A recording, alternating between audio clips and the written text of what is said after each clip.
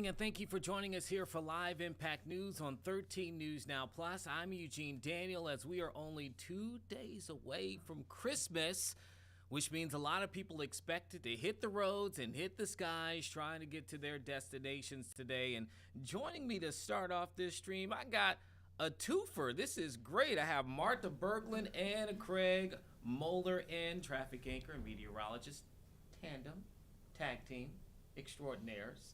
Thank you guys for starting us off today. First of all, I know Craig has been talking pretty bad about us today, Marta. Wait a second. Are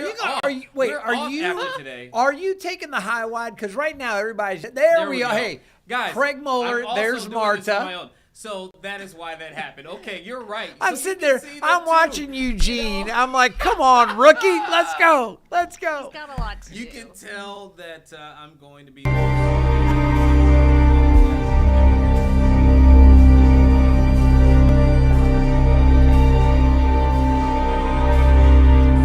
There we go. Is it Christmas music? No, it was not. It was very ominous. Okay, now that we've gotten the chaos settled here at the offshore, thank you guys for being here.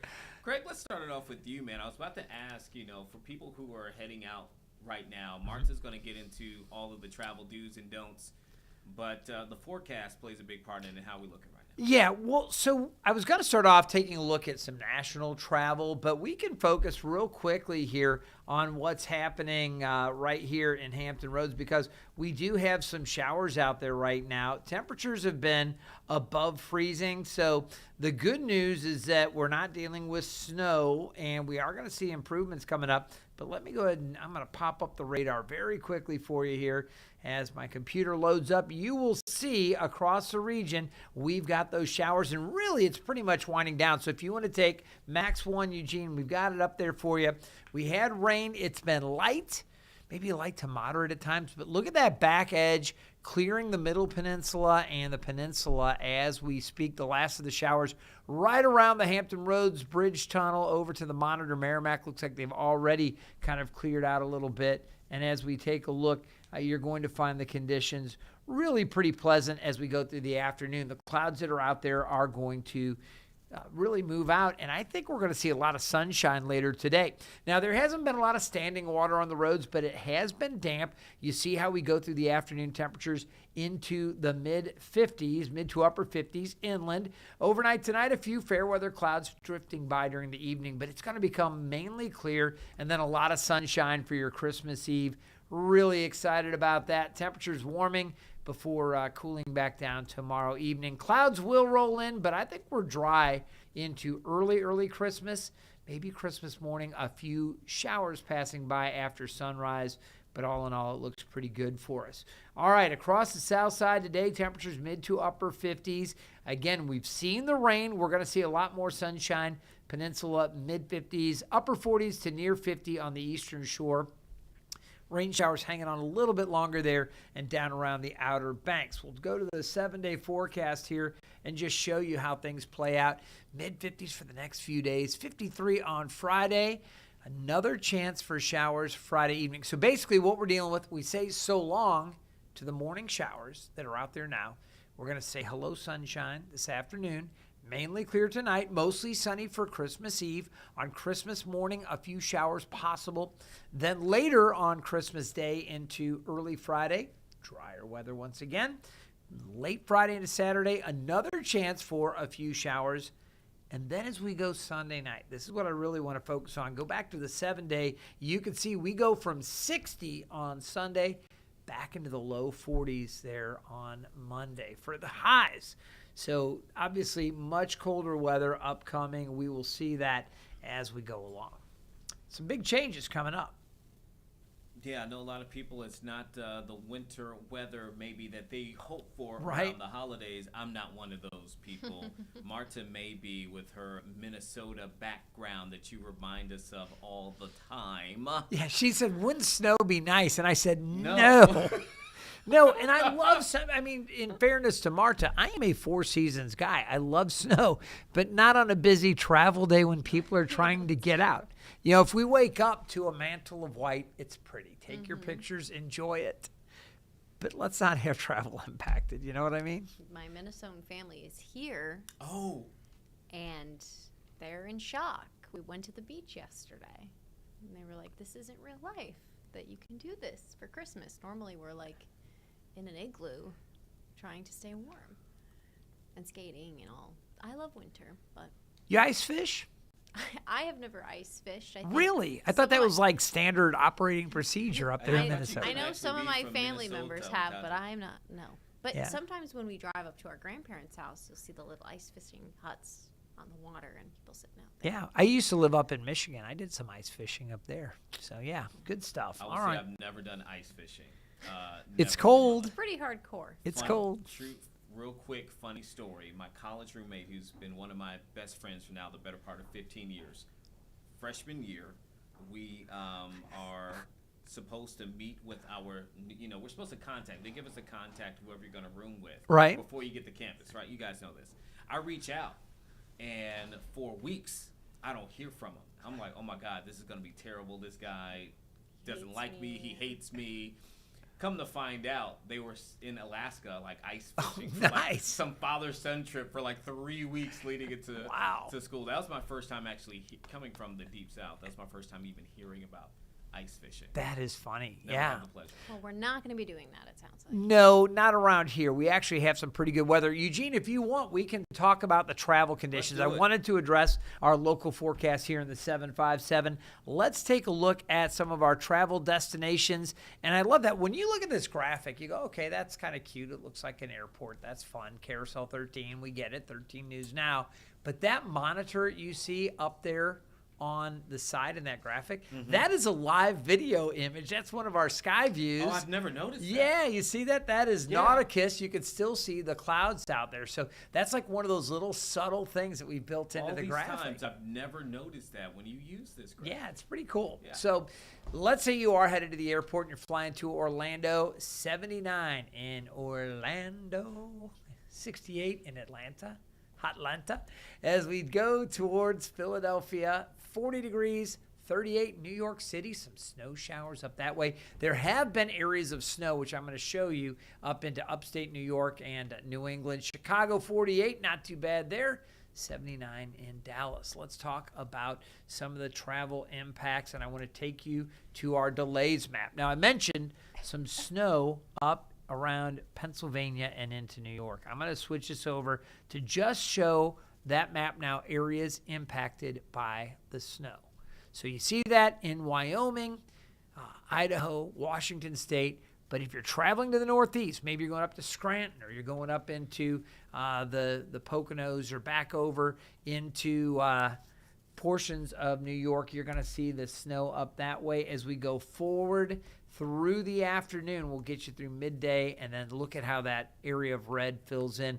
That magenta color that you see in Kansas, this is a model that projects this. We're looking at some dense fog in southeast Kansas, so I don't know that that's going to have too much travel impact for our area, but obviously folks on car between Kansas City and, say, Wichita, we're heading down into Oklahoma, impacted there. Snow for the Northeast, New York State through New Hampshire, Vermont, Maine. You know, the ski resorts, loving that. And then turn your attention, Eugene, out to the West Coast. You know the story out there. Yeah. Tremendous amounts of rain. So early Wednesday, rain is going to become a huge deal. Folks may be hopping on the plane and flying out to the West Coast, or maybe you've got family coming in from San Diego, huge military base out that way. Obviously, massive naval with the Pacific Fleet. But, you know, folks traveling from Southern California could see some travel delays due to the heavy rain and flood potential. So that's the way things are shaping up over the next few days. We're actually looking really, really good. I just accidentally zoomed way out to the planet Earth. How about that? That's the Earth from afar. Real quick, let me just give you a little more detail on this flood threat for the West Coast, because this is going to be a major story. Computer's reloading here. All right, here's a look at the flood threat for tomorrow. You see Southern California. That is a level 4 threat that we see down around LA. So you've got flood potential. The first level means possible flash flooding. Second level, yellow, means it's likely you'll see areas shaded in red, very likely. And then that area, purple. And you see that just north of LA, extreme likelihood of flooding. And some of the cities there, basically it extends from Big Bear Lake over to Crestline, San Bernardino, I can say that, Bernardino, I'll say it again, and Rancho Cucamonga. It just happened there. Jump back out. At any rate, these areas around LA, extreme threat. Glendora back over to Cedar Springs, Hidden Springs, Pasadena, and then off to the east or to the west of that, all the way through Santa Barbara. These areas, Santa Clarita, all have to be concerned with this flooding. It's going to be a big issue, Eugene. It already has been for other parts of California, but this is a big concern. You know, and I have video that we were showing of some of the flooding there in Washington and the West Coast. I'm going to try to cue that up here real quick so we can play it. I mean, you can just see how bad it has been out there as we take a look at it right now. And Craig, it's interesting too, as you're talking about all of that, these are images from Pacific Police. This is in Washington, I believe in the Seattle area. They just put out in King County there an alert that I've never seen before. On their public health site, they gave an alert for toilet rats.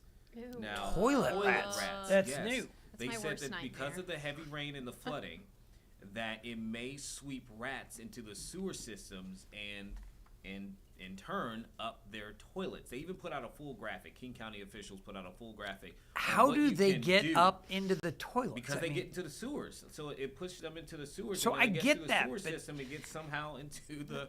But I mean, in order to This wind is a up in the real- toilet, those rats would have to work through some serious plumbing, and I would think they would be fighting They're a current. feisty. They're feisty. I little mean, that buggers. is serious. All right, you take a look there again. That's Humboldt County, and that sheriff's deputy. We covered some of this on the weather desk today, folks. You know, that's chest deep water, and they're in protective gear. One of the things we talk about with flood safety, Eugene, is that water is contaminated a lot of times. You know, when you've got flood water and it rises all of, let's just, I'll be pretty blunt here, but let's say there's, cow pastures or animal feces. Basically, there's all kinds of contaminant in some of those grounds that become flooded. Obviously, you have motor oils. You have, look at this guy trying to skimboard on it. Yeah, not the best idea. If you have any nicks, cuts, abrasions on your skin and you wade out into that, you can get serious infection by going out and playing in the floodwaters. So not a good idea. Of course, those first responders and sheriff's folks there wading through chest deep, they've got on protective gear there, so they're not just walking through it. Portions of Portland and portions of Oregon, I should say, down through Portland and just to the south of that, we've had reports of mud, debris, extensive flooding there. And then, of course, in Redding, California, there was at least one fatality earlier we reported. So it's just a tremendously unfortunate situation. And honestly, Eugene, I don't see any big changes coming up with this unsettled weather. You can see that Pacific northwest part of the country still seeing more moisture right now streaming in across California and pushing up back into Oregon.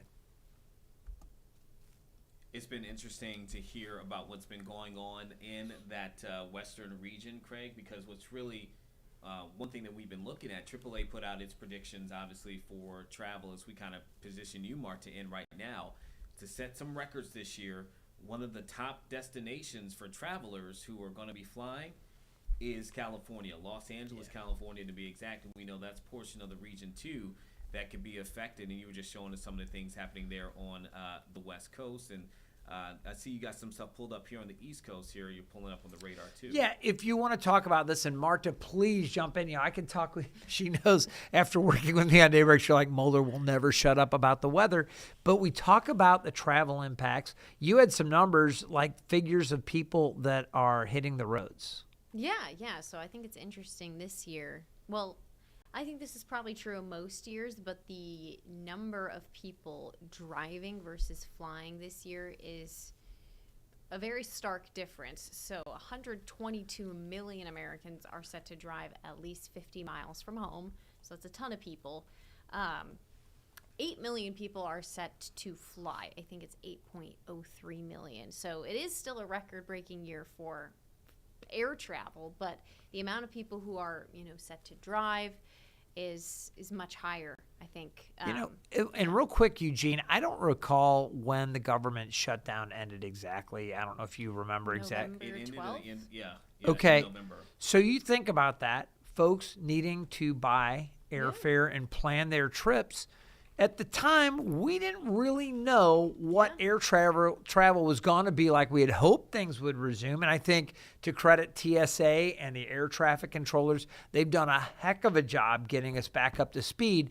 But I know personally a lot of folks that said, you know what, I'm just not messing with air travel this holiday season. I'm either staying local or I am driving this go around because they just didn't know if things were going to be dependable enough in getting back up to speed. We, at the time, we were talking about that at the time, Yeah. because it wasn't just that, but remember that they were canceling flights. And so people at that point were being told, hey, there are a certain amount of flights that just aren't going to leave because we need to reduce the amount of strain and stress on TSA. And if you're trying to book your flight a month in advance, you've got to do it. It's you've already made your plan. 4 or 5 weeks out, or else you're paying, it seems like, double what you might pay if you book early. So it becomes a big gamble. Is it worth it? And, obviously, how many people are taking it a year? Marta, what was the number you said? 8.03, and that's not to say that that's like low. Right, because that's it's still a an amazing record-breaking number. year. Yeah, it's crazy. But definitely more people out on the roads. So thinking about those road conditions. And then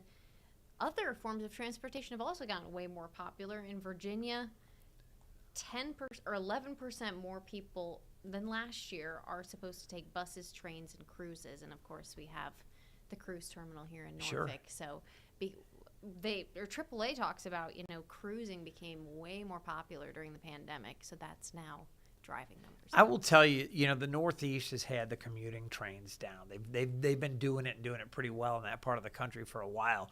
But the Amtrak experience out of Norfolk is really pretty good now. We've enjoyed taking, the train up to New York or up to D.C. and more folks hitting the rail here locally and going out. It's actually a pretty awesome way to travel. So it's not surprising me that we're hearing more and more people taking to the rails as well. It's been the only way, for the most part, most times that I've traveled to see my siblings who are both along the East Coast. And that was a part of the reason why I factored in even moving here. They were both already on the East Coast. It was a direct train that I can get to D.C., I can get to Philly, really easy. So, I mean, a lot of people do that. And the thing I love about that is you jump on the train, you get out at the station in the city, you don't have to worry about parking. You don't have to worry about, all of that other stuff. You just have your bags and you roll, and if you travel light, some work, whatever. Yeah, you're gold. So that's great. I did want to bring up, Eugene, if you have time for it, and I don't know what all you guys wanted to get into here, but looking at the Northeast, I had mentioned that snow up there and portions of Pennsylvania and New York State seeing more snow right now.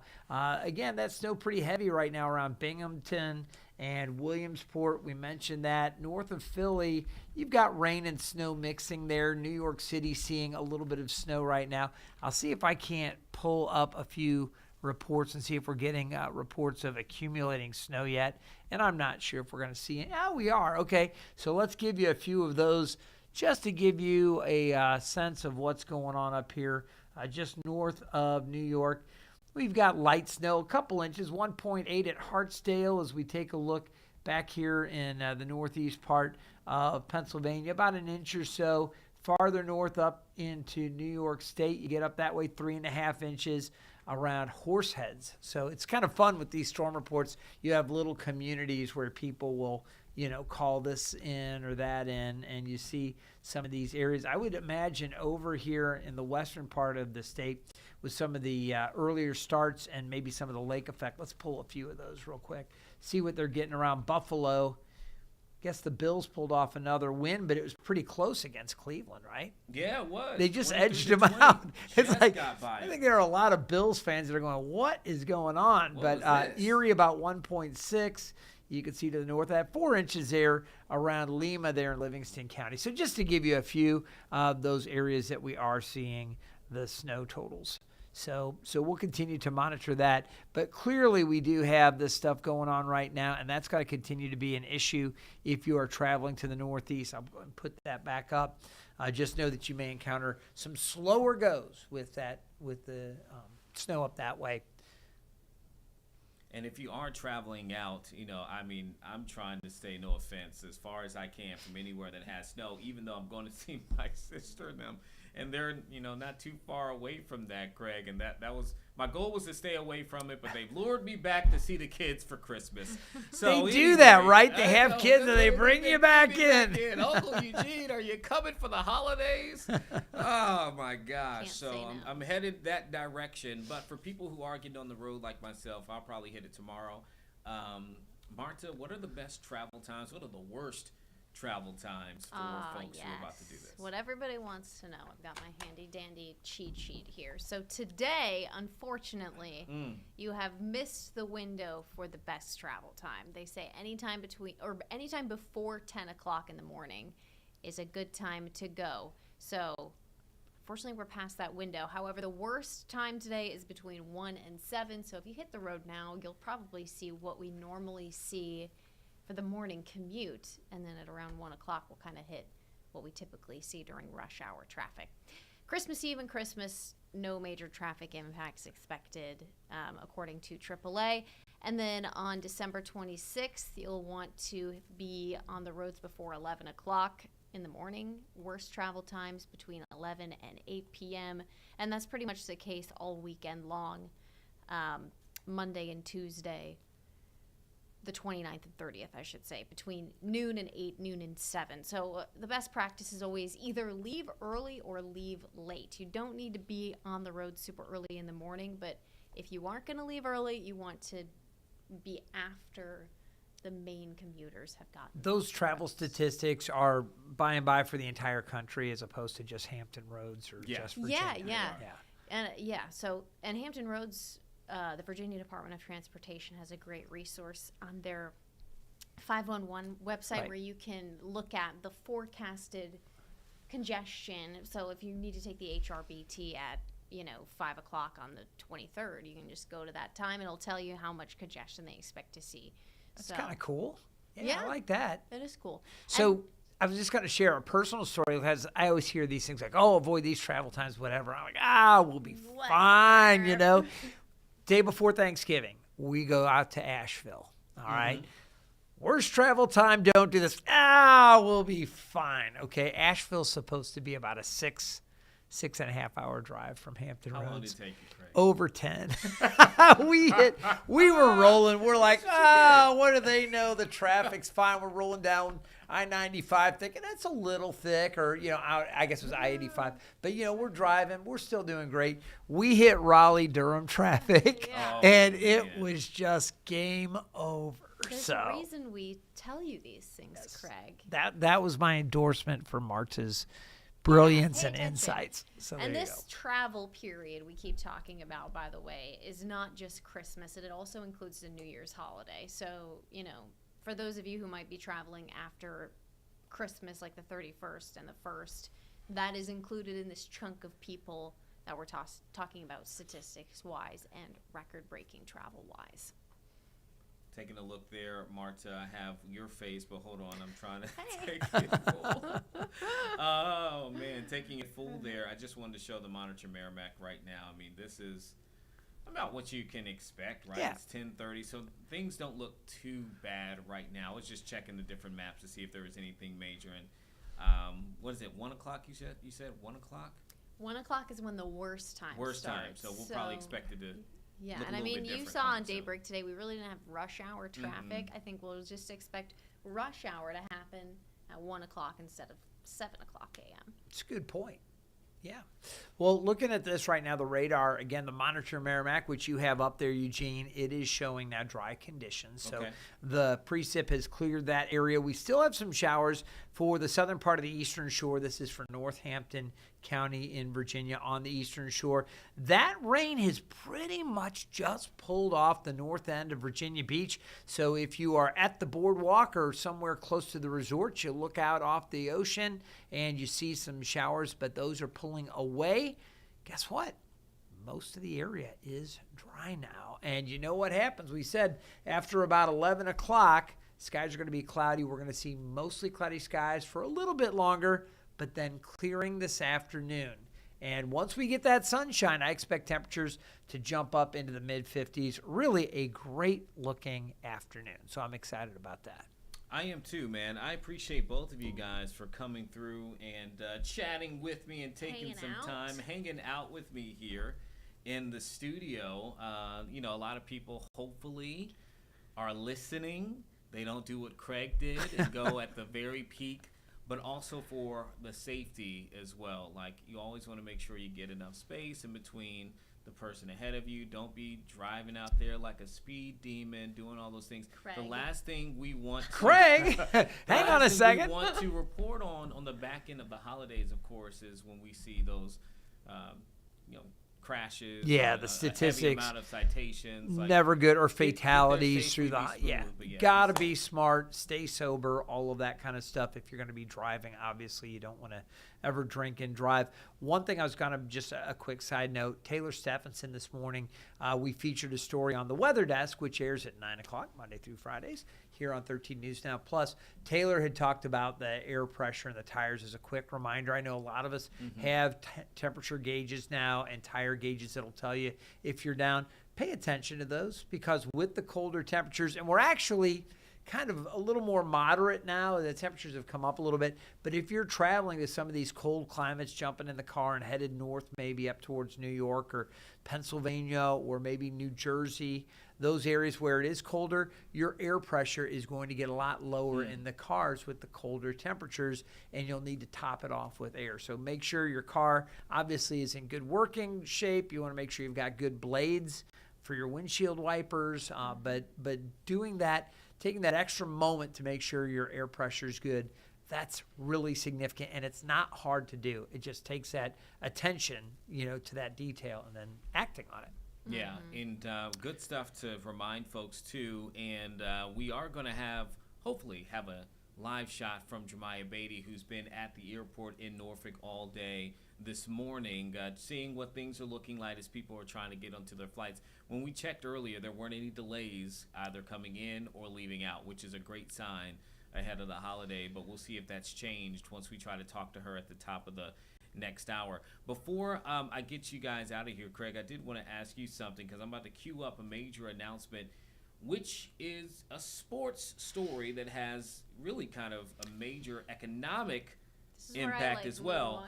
No, you're good. The reason why I'm bringing it up is because, speaking of moving, traveling, the Kansas City Chiefs are going to be leaving their city and moving to the other state next door. So that, to me, I was surprised. I didn't realize that was as in play as it is. But Kansas City is moving to the Kansas side of the state line. And it's interesting because, people may have automatically just thought, oh, Kansas City Chiefs, Kansas. Okay, yeah, they might have assumed that. Missouri, for a long time, had two NFL teams. They used to have the Cardinals and the Chiefs, and the Cardinals went to Arizona. We're talking about the football Cardinals. And then, of course, they had the Rams and the Chiefs. And when the Rams left for L.A., everybody in St. Louis, a lot of folks migrated to Kansas City. They've been an easy team to get excited about. Yeah, it helps that they've been winning. Some folks have come to the Bears. I'm like, oh, welcome to the party. Those of us that have been long-suffering Bear fans have been with the Bears for a long, long time. But it's going to be interesting now, because from a financial standpoint, Kansas is really going the extra mile to kind of provide incentives for this new stadium to be built in Kansas. And this is going to be something big for the state. And then you think about the jobs impacted and some of the revenues and the taxes and everything else. Losing the Chiefs to Kansas is going to be a hit, and it's going to be interesting to see how that plays out for Missouri, as far as the tax base and everything else. And I queued you up because you are a Missouri native, right, and so your family is still in that area too. But yeah, a major win for the Missouri when you bring in what many consider a dynasty franchise right now into your state. Well, it's actually a major loss, because they're going from Missouri to Kansas. I meant Kansas. Or I'm sorry, I said Missouri, but I meant Kansas. Yeah, but major loss for But listening to the government officials in Kansas, they're celebrating this as this is a chance for Kansas to take a step forward in showing its vibrancy, and they want to step up infrastructure and a lot of stuff around the stadium complex. So it's going to be really interesting for the Chiefs to leave Arrowhead, which they've been there since 1972, I believe, is when they started playing. So it's been a long time that the Chiefs have been right there. And then Kauffman Stadium, which is right next to Arrowhead, that's where the Royals play. And as far as I know, the Royals aren't going anywhere. So you're going to have this baseball stadium right next to, is it going to be used for truck and tractor pulls? Ooh. What's going on out there? I mean, they literally were saying the same thing in St. Louis about the Trans World Dome and how that all morphed after the Rams left. They go, what are we going to do with this thing now? So there's going to be a lot of stuff economically facing. And I'll just throw out, just for the conversation's sake, we talk about that. What the Chicago Bears throw out just over the weekend. They would look at a new location themselves. Potentially looking into Indiana, because they've really been fighting with Cook County over, infrastructure, tax breaks, all this stuff. Well, it's still Chicagoland. I mean, it's just across the state line, but it keeps coming back to the state revenues and the taxes. Can't do it. Gotta believe they'll get it worked out, but these discussions are being had, and it's the same thing. Kansas City floats it out there. Kansas says, hey, we'll take care of you. If Indiana comes back super aggressive, could it happen? Yeah, just move the Bears to Green Bay. Give them 2 teams. But that's not going to happen. But I appreciate both of you guys so much. I'm going to go ahead and queue up so we can hear in their own words the officials there in Kansas on this major announcement for a new team, the Kansas City Chiefs, coming into their state within the next few years. Big thing for them. I'll go ahead and play that. Craig and Marta, thank you both for coming through and talking about the holiday travel.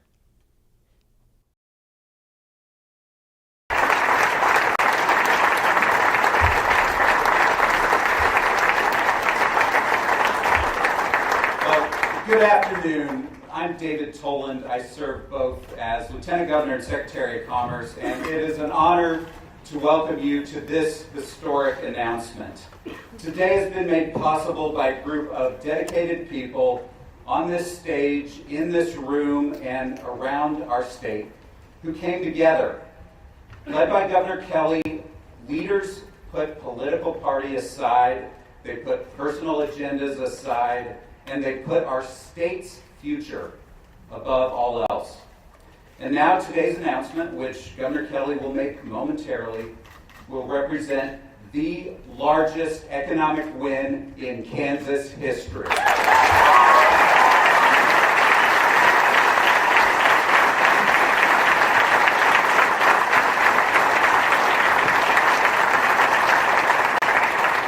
And this win will also cement Kansas as a global destination for sports and entertainment. And it seems like Governor Kelly and I are making major announcements every few months, from Panasonic to Merck Animal Health to Hilmar Cheese. And with today's announcement, the Kelly administration has now topped $30 billion in committed private sector investment and 80,000 jobs.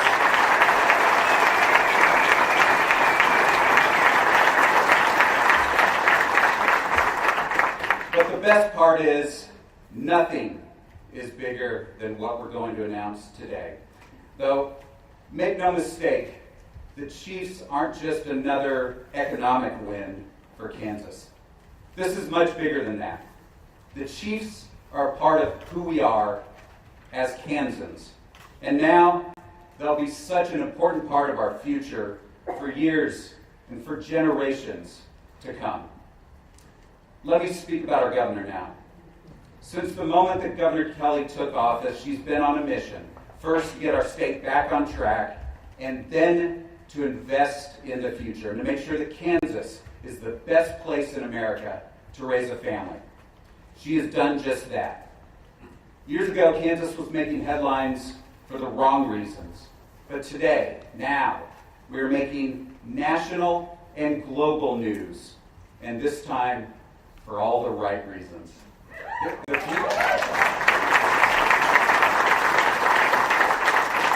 Our future in Kansas is very bright, thanks to the leadership of a transformative governor.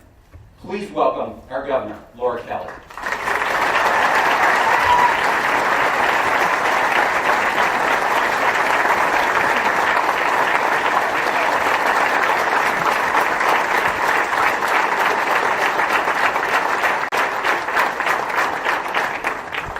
Well, good afternoon, everybody.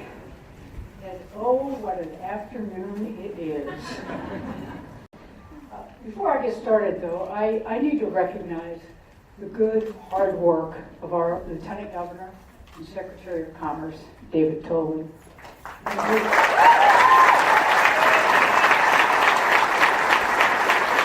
And his absolutely superb team at Commerce.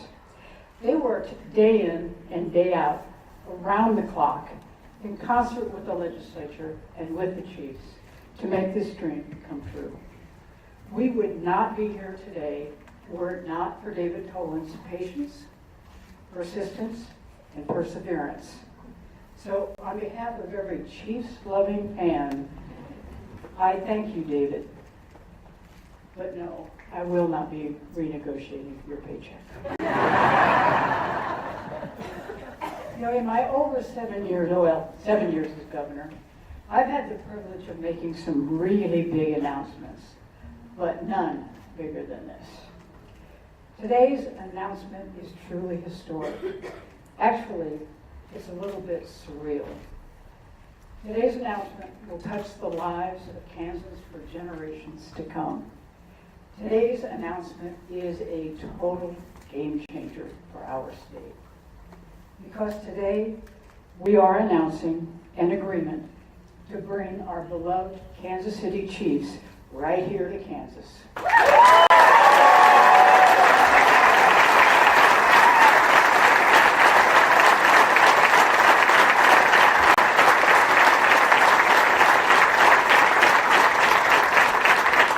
Well, and to the rest of the nation, I say, take heed. Kansas is not a flyover state. We are a touchdown state.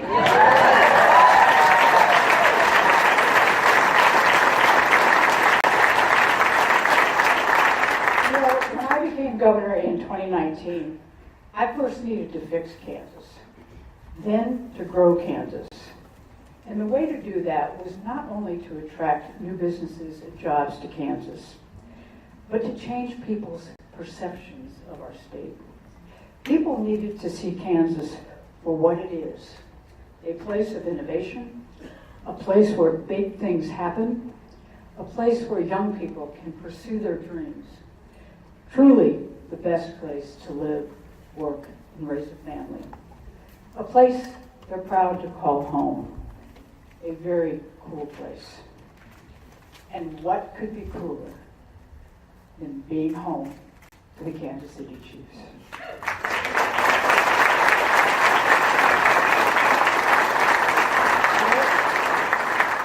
We are turning Kansas into a national center for sports and entertainment. We are making Kansas a tourist destination for the region, for the nation, and for the world.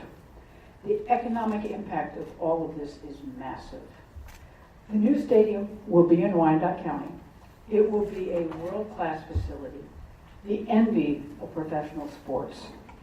It will be surrounded by an entertainment district to beat all entertainment districts, hotels and restaurants and bars and more.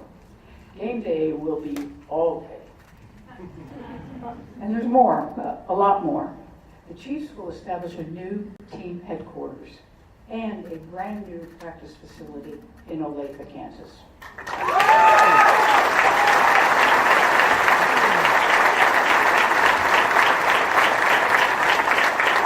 All of this will amount to over 20,000 jobs and over $4 billion in economic impact.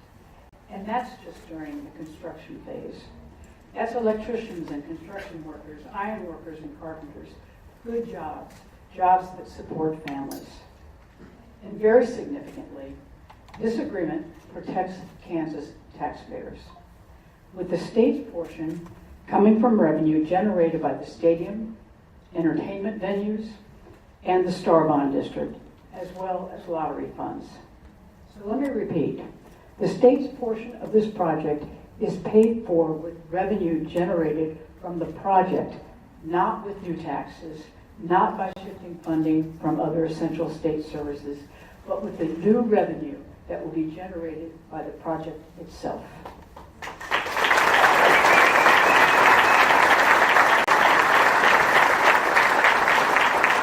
You know, when we talk about the Chiefs in Kansas, it's not just about the dollars and the cents and the new jobs and the prestige. It's about bringing together two forces, the Chiefs and the state of Kansas, that have so much in common. A rich tradition, a solid work ethic, an all-for-one, one-for-all approach to living, a healthy competitive spirit, and a love of winning. The Chiefs won 3 Super Bowls over the past 5 years because they worked hard and they worked together. I can brag that it was during my tenure in office that the Chiefs were so successful. And also why they decided to move to Kansas. But this win is not mine alone to celebrate. Just look behind me on the stage. This got done because we brought Republicans and Democrats together at the local and state level. Everyone committed to doing what's best for Kansas and for our future. You don't often see this type of bipartisanship in our politics today, but that's how we do things here in Kansas, especially when the stakes are high. And to Clark Hunt and the entire Chiefs organization, you, your family, your entire organization are one class act.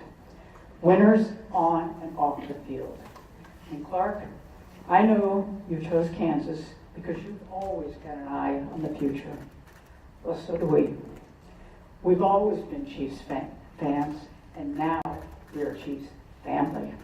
Welcome home to Kansas.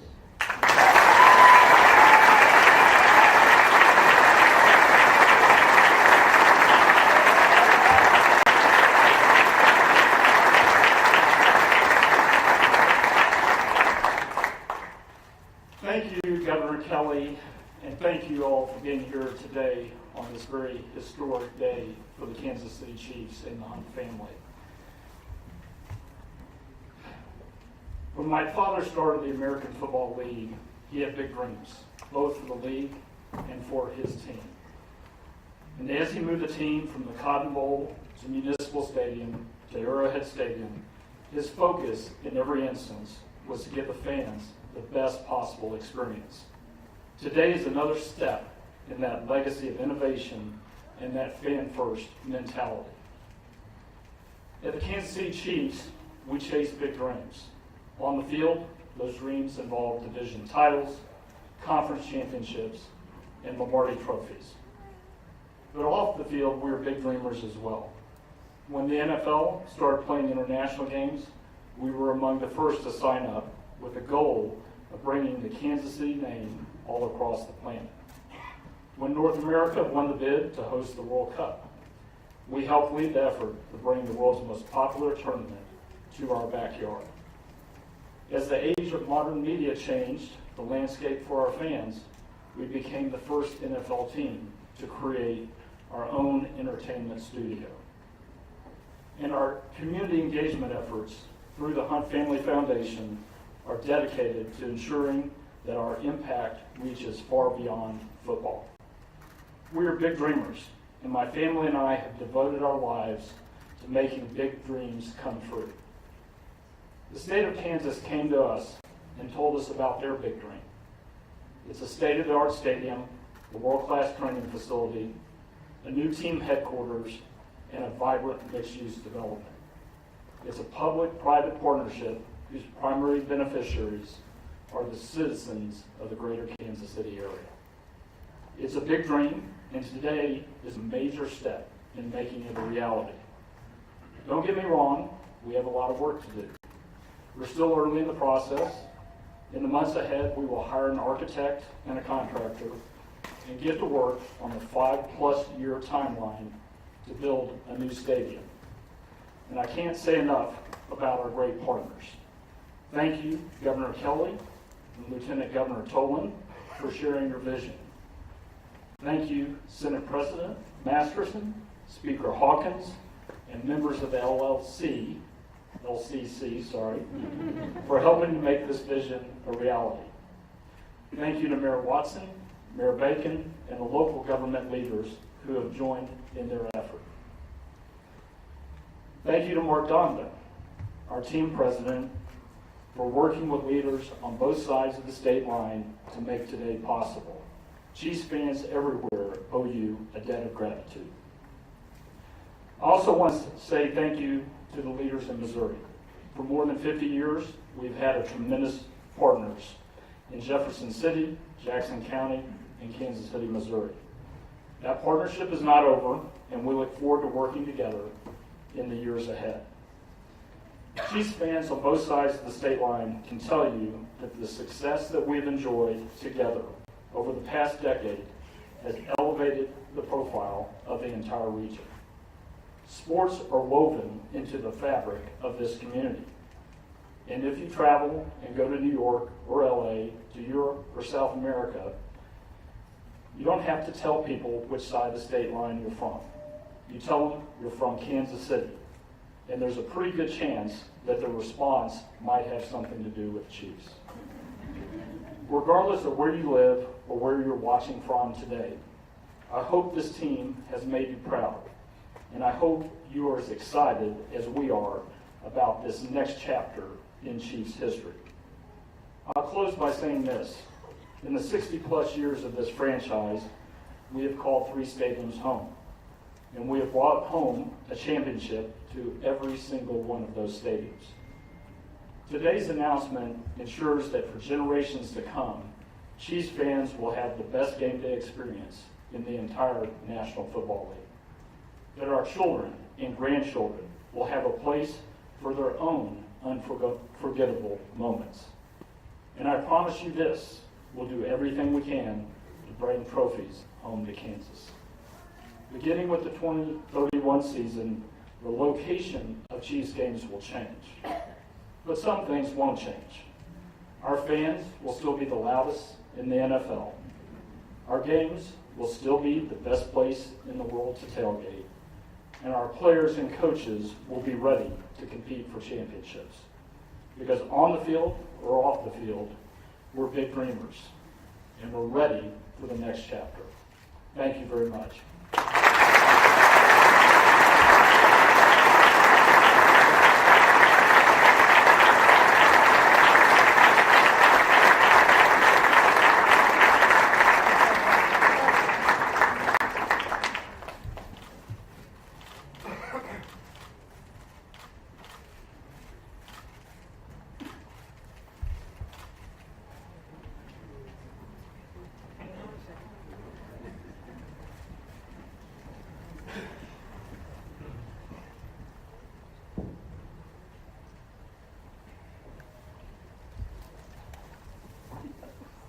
Mr. Hunt, I want to celebrate your coming here and you helped me accomplish this wonderful trophy design just for you, just to celebrate today.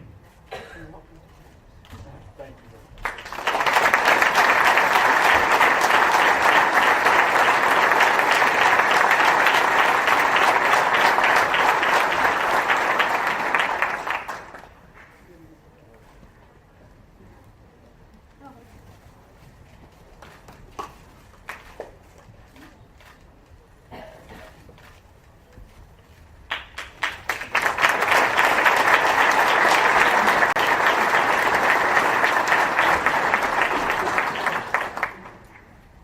In case you're wondering, the 31 on the jersey is for 2031, when the stadium will open in Kansas. They thought it was my age.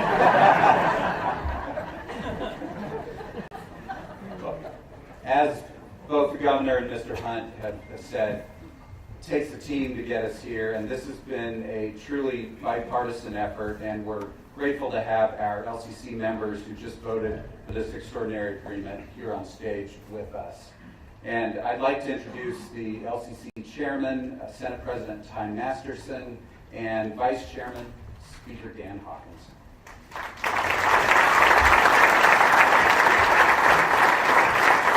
isn't this fun? This is good. You know, when big things like this happen, everybody rushes to take credit. But like David said, the truth is, it's just like on the football field, it's a team sport. You know, that's a group of men doing something very different in their own capacity to function as one unit. And you saw that here. So thank you for the effort you put in, David. Really, thanks to the legislature. Thanks to the LCC. Thank you very much to the Hunt family. So it's, you know, I feel like the team, I'm going to use some football analogy if you're going to go. This game started, that scoring drive really started far enough back to go back to former Speaker Reitman, the Kansas House. And this thing started in the legislature. That's where the scoring drive started, right? With the allowing legislation that made that happen. And then teamwork takes it down the field. And it was really just the tush push by the LCC today that put this thing over the line. I feel like Kansas won the Super Bowl. That is, and really the congratulations, the real congratulations go to Chiefs Kingdom. This is going to be amazing, right? This is already a top shelf experience at Arrowhead, but you're going to have better traffic experience, you're going to have a better tailgating experience, you're going to have a better seat, better view, and there's just going to be amazing things happen in Kansas. And the other person to congratulate is the Kansas taxpayer, to pull this off without raising a single tax. Not a penny raised in new tax. It's all built on growth. So congratulations all around. Thank you guys for celebrating with us. God bless you. God bless the great state of Kansas.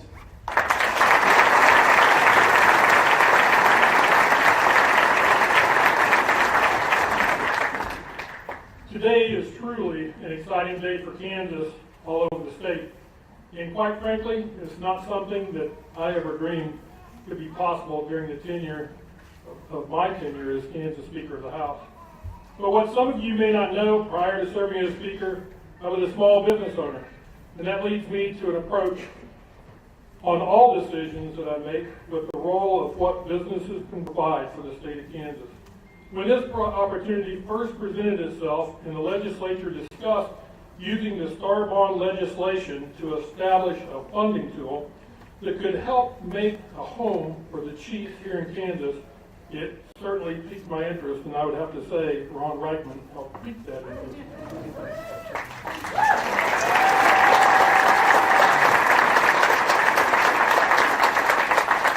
Of course, the team brings a lot of excitement, and you gotta love the economic potential for our state and the region.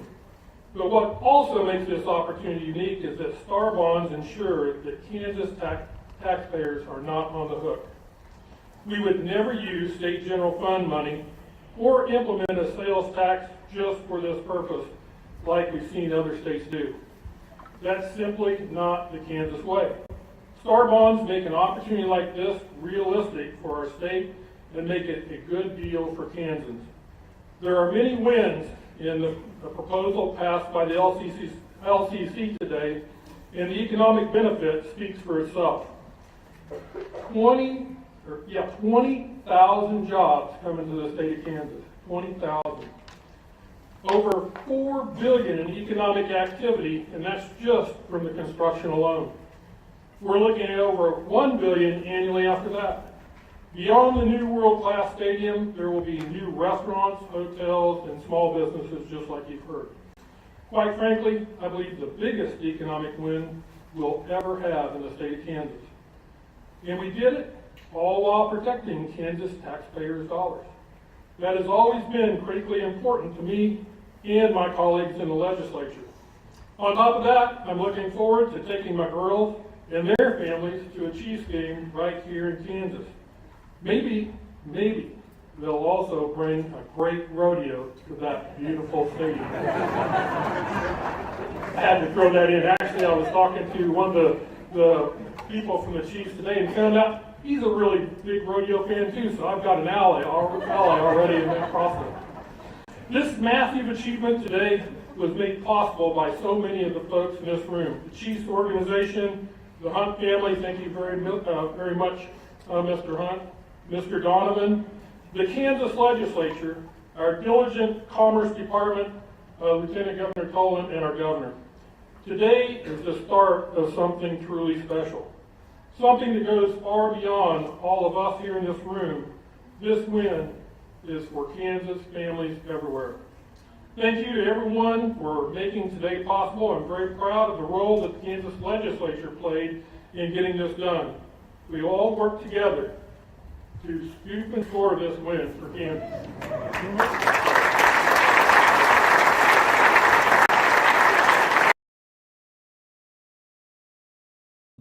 There you have it. A big decision made for Kansas officials, a big get for them. They were able to pull the Kansas City Chiefs away from Missouri into their state, just across that borderline, which is going to mean a major boost economically for that state. A lot of questions in a few years for Missouri. The Kansas City Chiefs obviously have been one of the biggest success stories over the last decade in the NFL, which is bigger than just sports fandom. It's about the money that the team, that everything that comes along with it can generate. And you heard that from the governor and from local officials there in Kansas, what this means for them. Okay, we're talking about a team traveling from one state to another. Well, there are a lot of people who are traveling from one state to another. We're talking again about that holiday travel expected to break records here across the country, with AAA saying that they will see more people traveling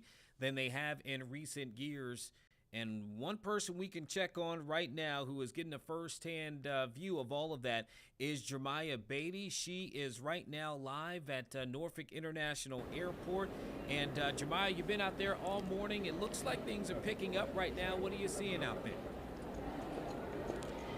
Yeah, we are seeing a steady flow of people this morning. As you can see behind me, some of them leaving their flights, about to pick up their bags now. But it's been quite interesting to see the foot traffic here. At some points it's quiet, and then at other points it picks up again. But you can see just how busy it is here this morning as travelers head to their destination. But AAA says we're in the busiest holiday travel season, and they expect more than 122 Americans to travel by car at least 50 miles from home, and that is between December 20th until New Year's Day. And of those, they say about 8 million will hit the skies, but that has not deterred some people from getting out, hearing how busy it is.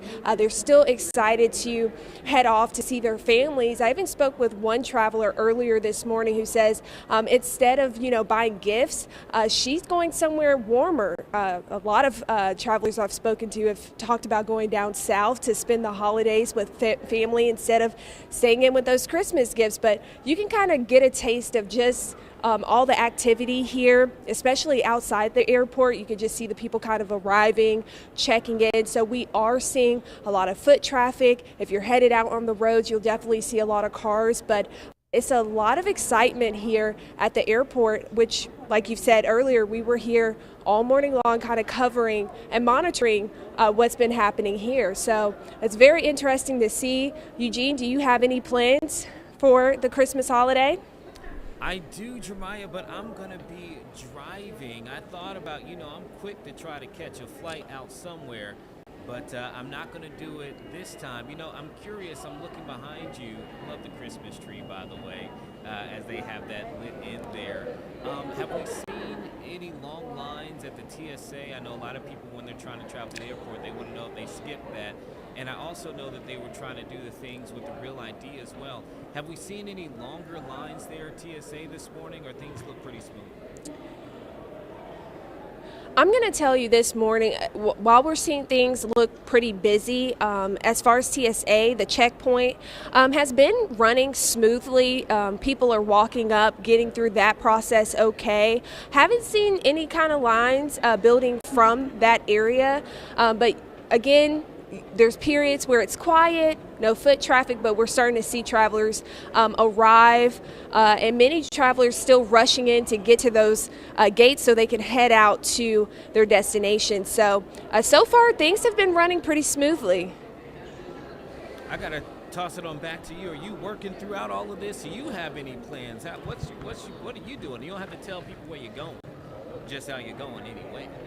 Exactly. Well, I will be right here within the 7 cities, Hampton Roads, working, and that is a pleasure that I will enjoy being able to work at the station with other colleagues like myself who will be working is a lot of fun. So while I may not be able to spend time, before this live shot, I called my family. My brother's in town from Aurora, Colorado, and I've been kind of FaceTiming family, seeing what they're up to. It's bittersweet, but it's cool to still be here, hang out with the colleagues, and also keep in touch with family miles away.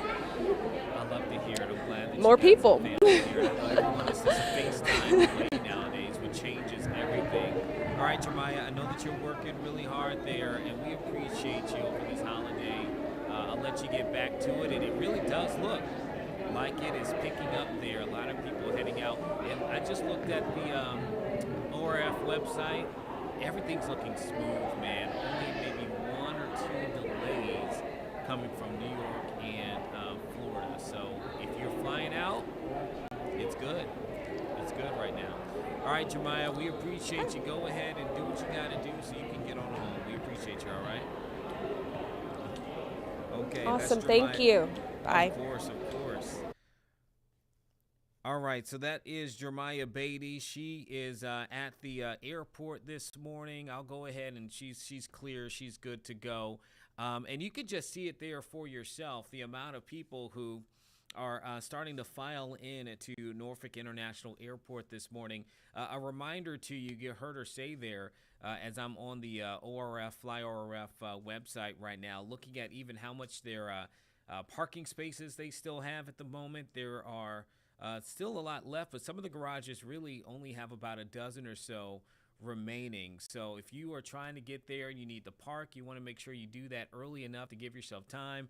Plus, you can see it's starting to fill up too. So you may also want to get there early enough so you don't have to be in those TSA lines so that you can be smooth sailing. I know typically we think about smaller airports and maybe you don't have to get there as soon as you may if you were at a larger airport. Norfolk is great, though, about how they're able to get you in and out. But this morning, maybe not risk it. Don't want to miss your flight. You don't want to get into any kind of situation where you miss some important info and it affects your travel, okay? So if you're heading out there, go ahead, give yourself plenty of time to get on out and about. And please be safe and have a great, great holiday. Remember, I was talking about some of the top places where people are traveling for this particular holiday. So let me see if I can pull some of those up real quick, just out of curiosity, where people are going according to AAA. Florida, and I just told you one of the flights that is currently delayed is a flight out of Florida. Let's see if it's from... It is from Fort Lauderdale, which is what I was about to say, is one of the top destinations that AAA expects for domestic travel this holiday season for the winter, end of the year holidays. 3 spots in Florida: Orlando, Fort Lauderdale, Miami, and Tampa. Los Angeles, California is also amongst that list, and we had just talked when Craig was in here about the issues that they are encountering right now because of the weather. We also have Hawaii on this list, New York City. We had Craig in here too, kind of showing some of the wintry mix within the upper northeast region.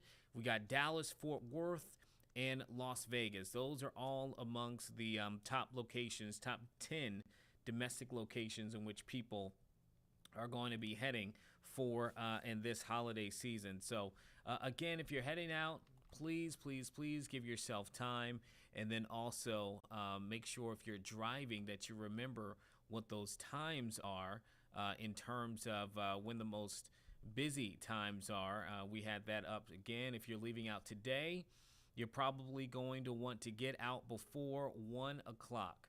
Okay, so the best travel time was before 10. But the worst travel time is between 1 and 7. So you got some time in between there, between now it being 11 o'clock. You catch a little bit of time before you see the worst of this travel today. And then tomorrow, Christmas Eve, and then on Thursday for Christmas Day, it should be minimal traffic that is expected. But then right back then on Friday, the day after Christmas, we can anticipate there will be more traffic again. And so your best times are going to be before 11 o'clock, pretty much Friday, Saturday, and Sunday. And then if you're driving on Monday and Tuesday of next week, your best time is going to be before 10 a.m. So keep all of that in mind, please. Pretty much any day, if you can drive out before 10 o'clock in the morning, you should be okay. All right, that's what we're looking like at this particular moment when it comes to travel circumstances.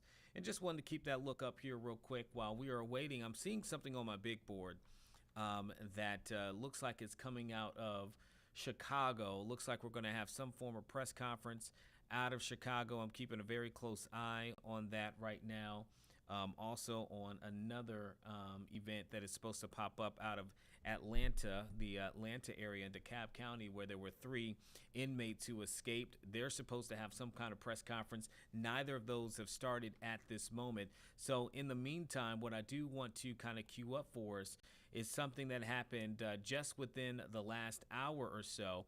And this is a case, an update to a case that had garnered national attention years ago. You may have been familiar with the Slender Man stabbing case. Okay, this one is a case that involved a woman and another who are currently serving time for stabbing a classmate. In their minds, in their words, in order to please the fictional character Slender Man. Okay, the name of the person is Morgan Geyser, and today she was not fighting revocation of her conditional release. This was after fleeing from a group home in Wisconsin. So there was a court hearing on this today, featuring Geyser in a courtroom with a judge reading out the latest on that particular case. This dates back all the way to 2014 out of Wisconsin in the Waukesha area. And Geyser and a friend stabbed an individual 19 times. Again, because they said they wanted to please this fictional character. So what I'm going to do now is play a little bit of the judge's words here that took place earlier today. And on the back end, if either of these press conferences haven't started, I'll give a little bit more context and information. But for now, let's see about playing what we learned this morning out of court. 971.173E, and the state contends that both the conditions of Ms. Geyser's conditional release were violated, and that her remaining on conditional release would pose a risk both to her own safety as well as the safety of the community. The allegations include, and I won't go through them all, that Ms. Geyser fled placement, cut off her GPS monitor, and committed other violations of the conditional release order. In support of their petition, the state has alleged, the DHS has alleged, that Ms. Geyser violated the rules for conditional release, and under the circumstances, her release would involve a continued heightened level of dangerousness if she remained on conditional relief, both to herself and for others. In my understanding now, based on Attorney Cotton's earlier correspondence, is that Ms. Geyser intends to waive any objection and will not be contesting the petition for conditional release. Is that right, Mr. Cotton?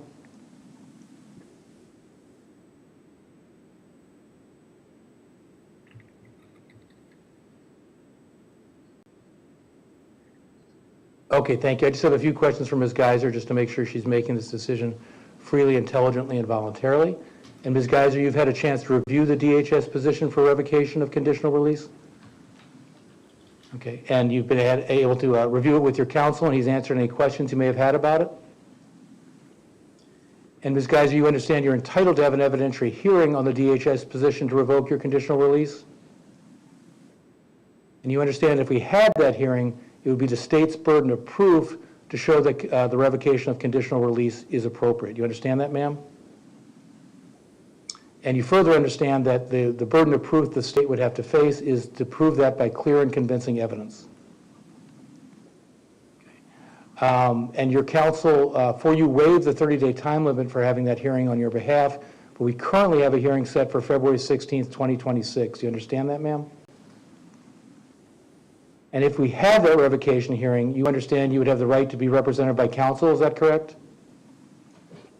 You'd have the right to see and hear the evidence the state presents at that hearing, is that correct? You understand you'd be able to present evidence and witnesses on your own behalf, is that correct, ma'am? And you understand you'd also be able to cross-examine the state's witnesses, is that correct? All right, and you've been satisfied with the services of Mr. Cotton, is that correct? And earlier on December 16th, 2025, Attorney Cotton provided me with some correspondence indicating that you have elected not to contest the position to revoke your conditional release. And that's true, ma'am?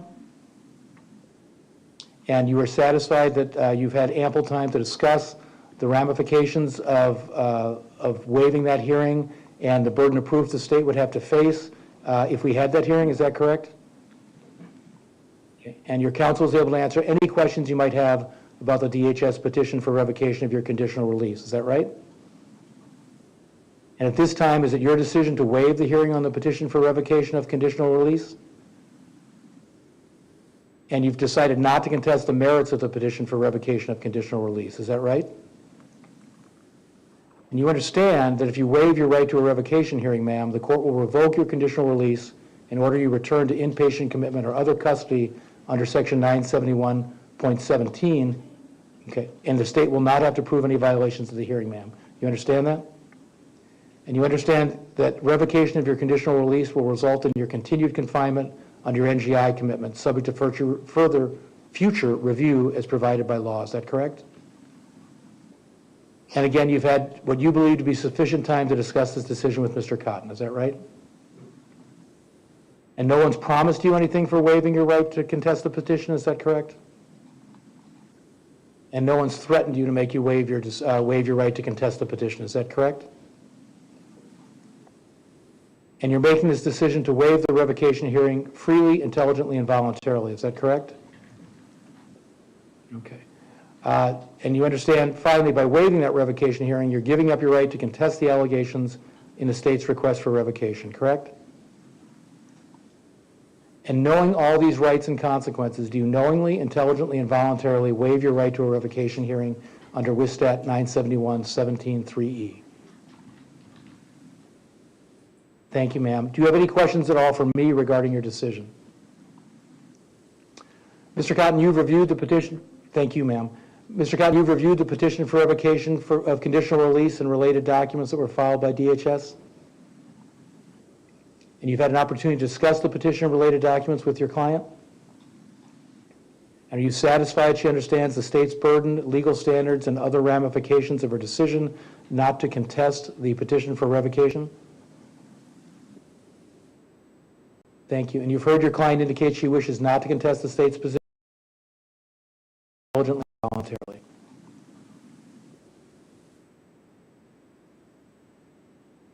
Thank you. Ms. Nicolai, do you believe any additional colloquy is necessary? No, thank you. Based on my discussion with Ms. Geiser and her counsel, as well as my review of the relevant filings made by the DHS in connection with this petition to revoke conditional release and related filings, the court finds that Ms. Geiser has freely, intelligently, and voluntarily made the decision not to contest the DHS petition for revocation of conditional release and waives her right to a hearing on same. Accordingly, the court finds that the petition to revoke conditional release is meritorious, uncontested, and it is granted. The petition to revoke conditional release is granted and Ms. Geiser is remanded into custody with directions to DHS to house her pursuant to the original commitment order that was in effect prior to the granting of conditional release by Judge Boren earlier this year. Anything else we need to do from any of the parties?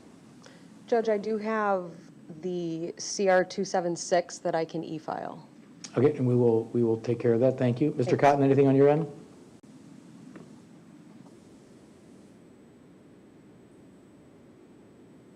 Okay, thank you all. Have a good day. Good luck to you, Ms. Geiser.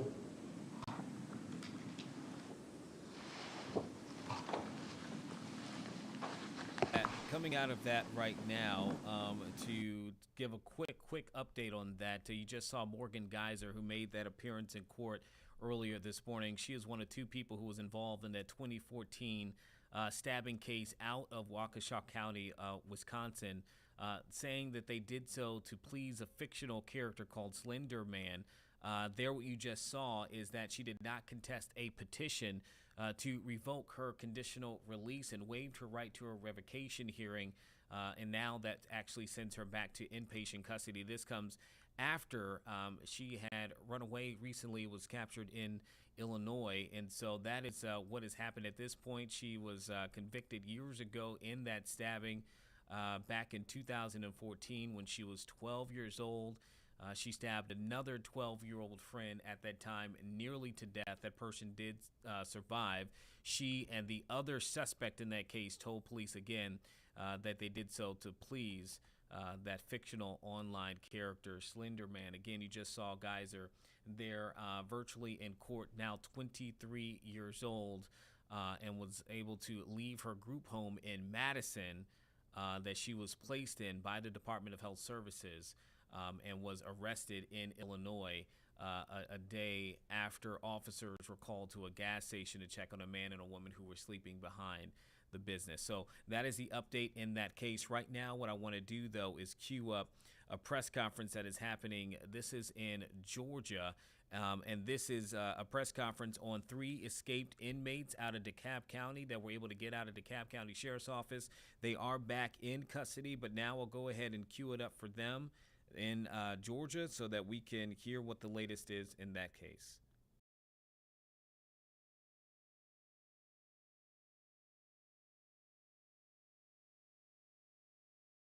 Those things because we're ongoing, doing those evaluations and making sure that we're doing a comprehensive job on the drugs. Can you clarify, Marshall did talk about that there's a phone call.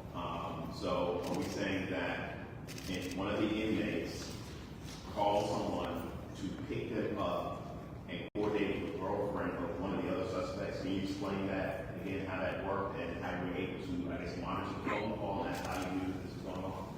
Okay, if you're familiar with the jail environment, all of our phone calls between inmates and citizens is recorded. So we utilized our internal intelligence unit to start to review calls that would have been made by those particular inmates, or just calls that were made out of that particular pod, which is a normal standard operating procedure. DeKalb County just opened up the new real-time crime center. Did that play a role in this search? If it did, was it an effective role? In this particular instance, the components of having the U.S. Marshals involved, it didn't, necessitate us using the real-time communication center. So we didn't utilize it this time, and we expect in the near future, in any incident that we have, we will use it. The fact that our federal partners need to be brought into this is more along the operation of the federal partner and us.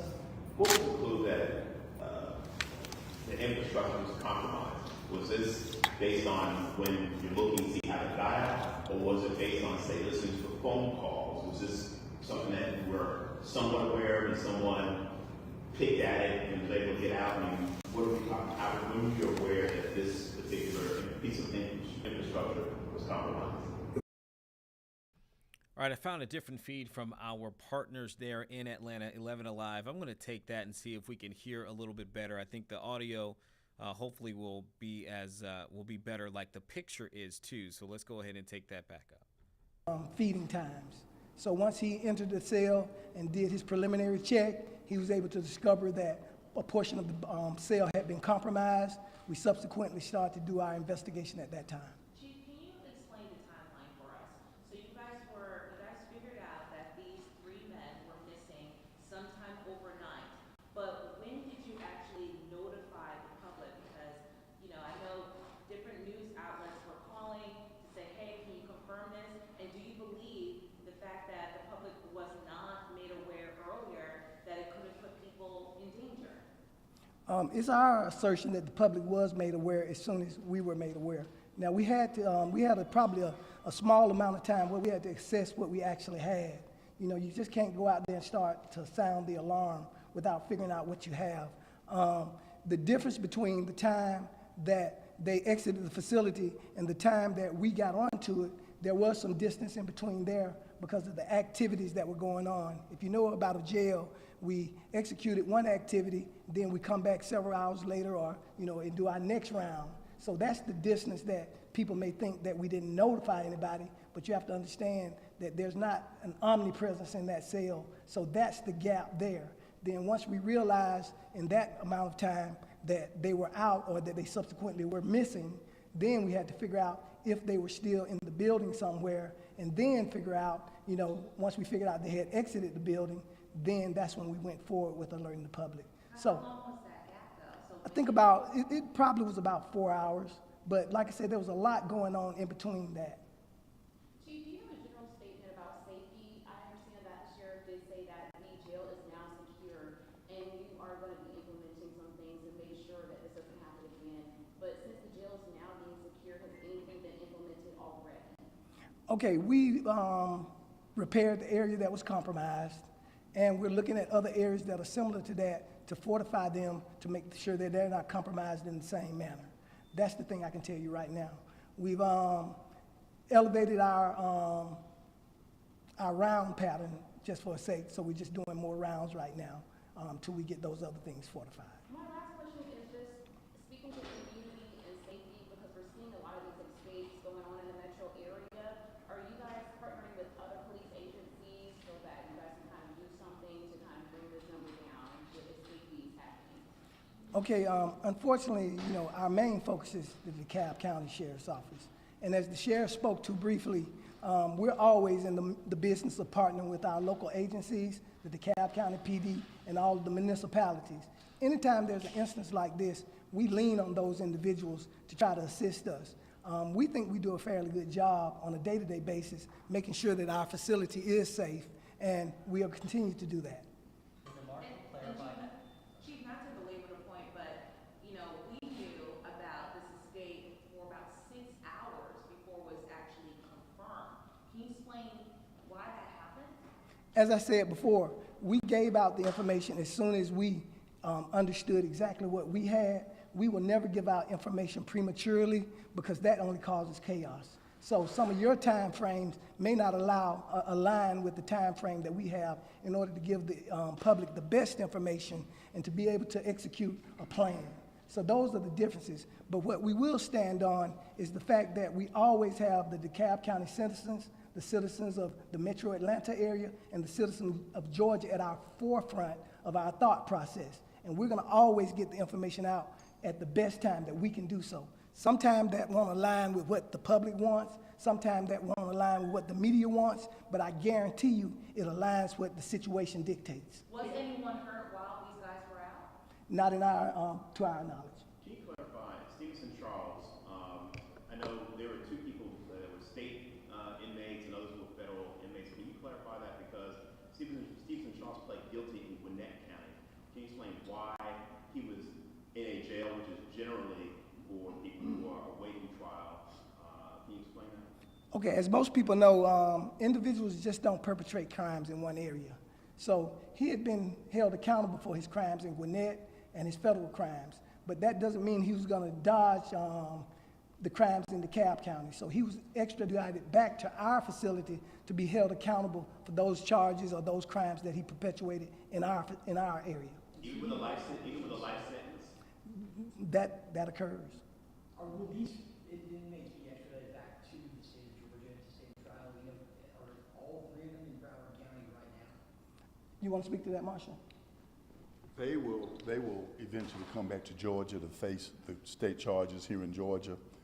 Go to your point, sir, Stevenson was in this facility on a production order to appear in the DeKalb County Superior Court for a pending trial scheduled for January 6th. That's why he was here.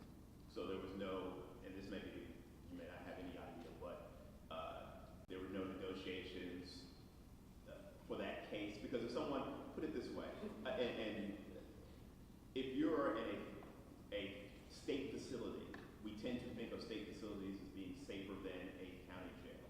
Obviously, the sheriff has talked about need for improvements here, and I imagine going to the county commission and asking for more, but that was a risk. If you're in a situation where you are sentenced to life in prison to continue to go forward with a state case, are we aware of any efforts to make sure that case was pled out or whatever, so we wouldn't be in a situation where someone was here for, pled guilty to I guess it was like a, I forget what the charge was, but basically kidnapping. That will be a question directed to the district attorney of that county. They will be the one to bring those charges forward. I have a question for the sheriff. You know, a lot of people were on edge for a very long time. Sure. There were some people who were frankly right across the street from the jail that I talked to about this. They didn't even know that. At Grainger, we have over 1 million products, including the ones that help keep your workplace safe,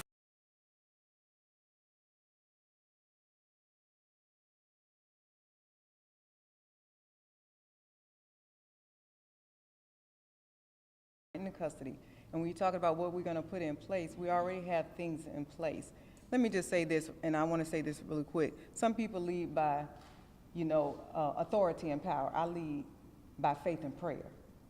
I pray. I pray this agency up. I pray for my citizens. So when you talk about making sure that they are safe, that's why we have these partners right here. That's why we do assessments on this facility to make sure that this building is safe and that this does not happen. And as Chief said, we're not going to put any information out there unless it's valid and it has been verified to make sure that the citizens of DeKalb County are getting the valid information that they're supposed to have.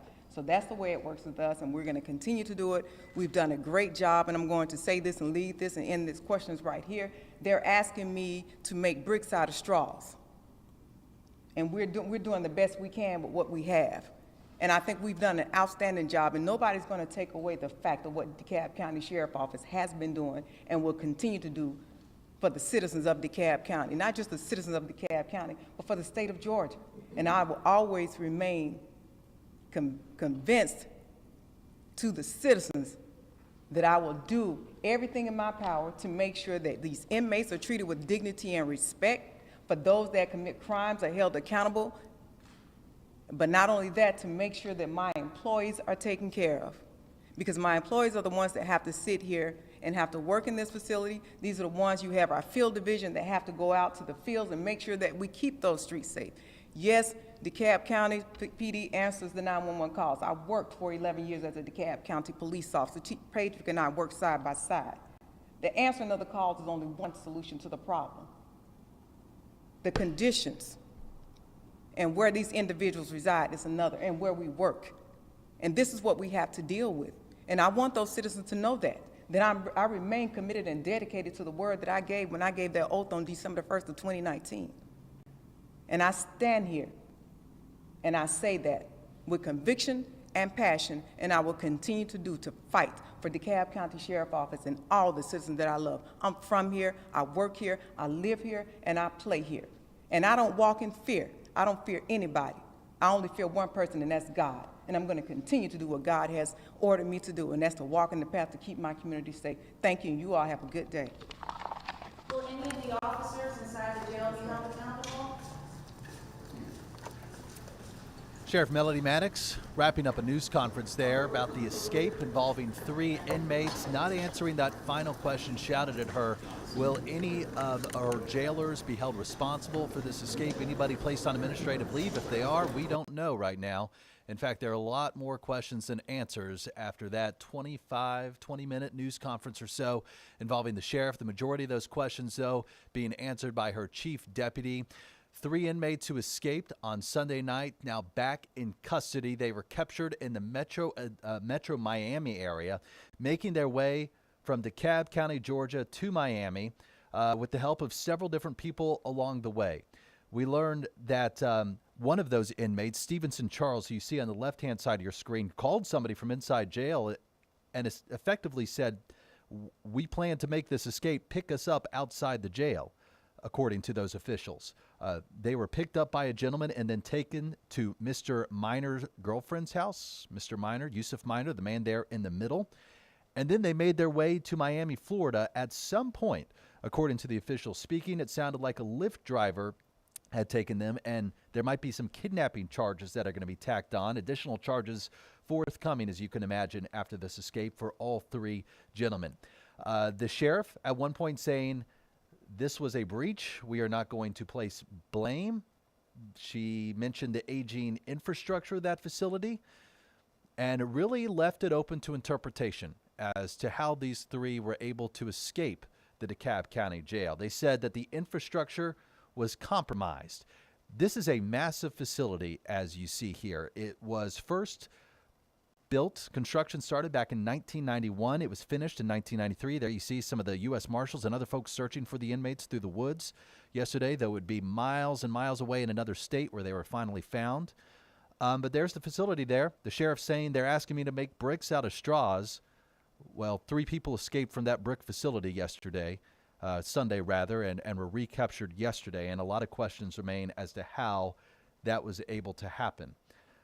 We do know that officials say they repaired the area that was compromised. Again, we don't know exactly how it was compromised, what kind of tools were used, if this was 1 cell, if this was 3 cells. And we also don't know whether anybody's going to be held accountable at the jail. The sheriff saying, again, quote, not going to place blame. But it did sound like in that news conference she was setting the stage to perhaps ask the county for a new jail or money for some new improvements there at a facility that is 30 years old. We are following this story throughout the day here on 11 Alive Plus and on 11alive.com. We have more questions, as we're sure you do as well. But the bottom line from that news conference today, the 3 inmates now back in custody after being recaptured in the metro Miami area, though how they first escaped from the DeKalb County Jail and were able to go undetected for hours still remains unclear. Reporting live from the 11 Alive Streaming Center, I'm Dan Kennedy.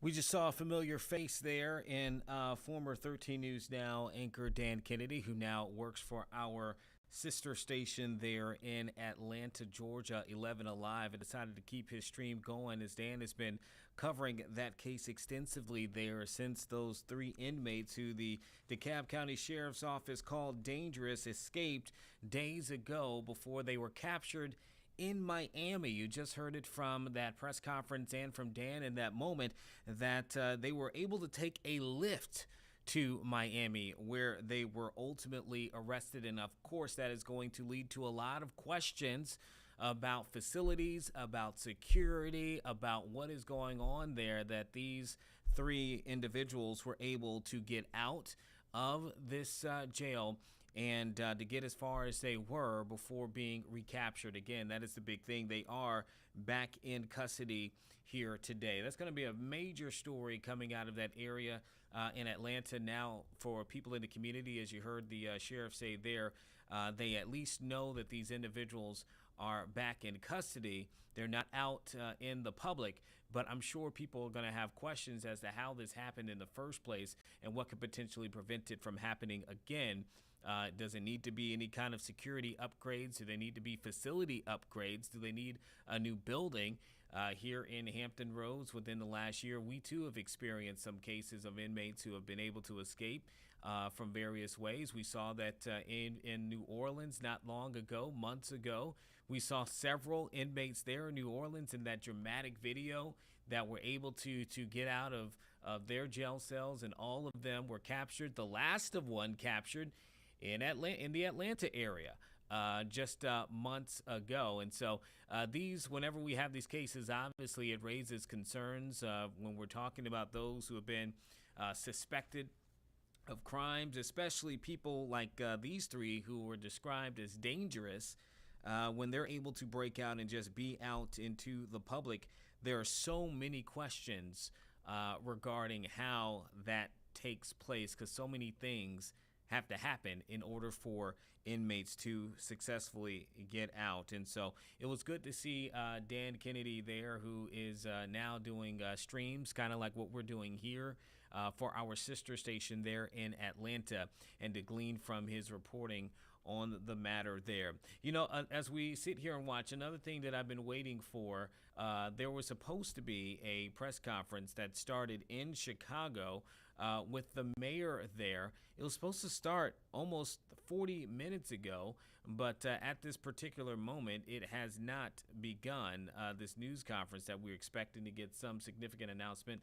Let's see if we're getting closer to it. It looks like they are finally setting up for it. I'll kind of hold on us for right now as we are awaiting for the mayor to set up and our cameras to get set up as well. Just ahead of the holidays, we've been really focused in on Chicago too, just nationwide, because of a lot of what had gone on, particularly with immigration enforcement, and then also the president and Trump officials being very outspoken about their concerns for safety, they say, in Chicago. Likewise, they said for Washington, D.C., and then you have Chicago's mayor, Brandon Johnson, and the governor of Illinois, J.B. Pritzker, who have been very outspoken and vocal against some of the measures that the Trump administration has proposed and handed out. The governor of Illinois even going as far to signing a bill, a measure, and an order recently pushing back on immigration enforcement in the city. And that has been, again, a big sign of contention. Not quite sure if that is what we're going to be talking about here for this particular press conference that, again, we are waiting on in the moment. So I'm going to keep my eye on that. Doesn't look like they are just ready yet. But one thing I will go ahead and queue up, if you missed it yesterday, President Trump made a major announcement regarding the nation's Navy and his desire to build a new fleet of ships. And so he made this announcement alongside with Secretary of State Marco Rubio and Defense Secretary Pete Hegseth. And so I'm going to go ahead and cue this up at the moment, and we can glean a little bit from what the president is trying to do with this new Trump class of vessels that he calls USS Defiant. So next up, we will hear from the President of the United States.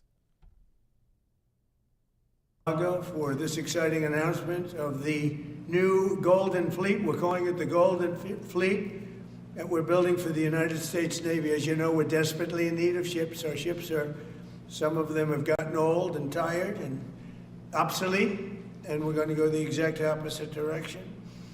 We're delighted to be joined by Secretary of War Pete Hegseth, who's doing a fantastic job, and Secretary of the Navy John Phelan. Marco Rubio is here, who gave a great few words toward the end of last week. He spoke for a couple of hours on what a good job we're doing, which is true. As Commander-in-Chief, it's my great honor to announce that I have approved a plan for the Navy to begin the construction of two brand new, very large, largest we've ever built, battleships. You know, you used to build the Iowa, the Missouri, the Wisconsin, the Alabama, many others. We had big battleships. These are bigger, but they will have 100 times they'll be 100 times the force, the power, and there's never been anything like these ships. These have been under design consideration for a long time, and it started with me in my first term, because I said, why aren't we doing battleships like we used to? And these are the best in the world. They'll be the fastest, the biggest, and by far 100 times more powerful than any battleship ever built. So if you look at the Iowa, the Missouri, Wisconsin, Alabama, and others, but they were similar in size, some a little bit bigger than the others, but if you take the biggest one, it's 100 times more powerful. They're longer by a little bit, but and they're bigger ships, but they hold much more. They use the word lethality. Battleships are the largest, sturdiest, and most heavily armed vessel built specifically for naval combat. While America has built many new warships over the years, they've tended to be smaller. Okay, we will come back to that in just a bit. I've been telling you that we were waiting for a press conference to start with the mayor of Chicago, Brandon Johnson. We're going to this because it's live right now. We can come back to the president's announcement yesterday. But go ahead, let's see what he is announcing at this moment. Again, this is the mayor of Chicago, Brandon Johnson.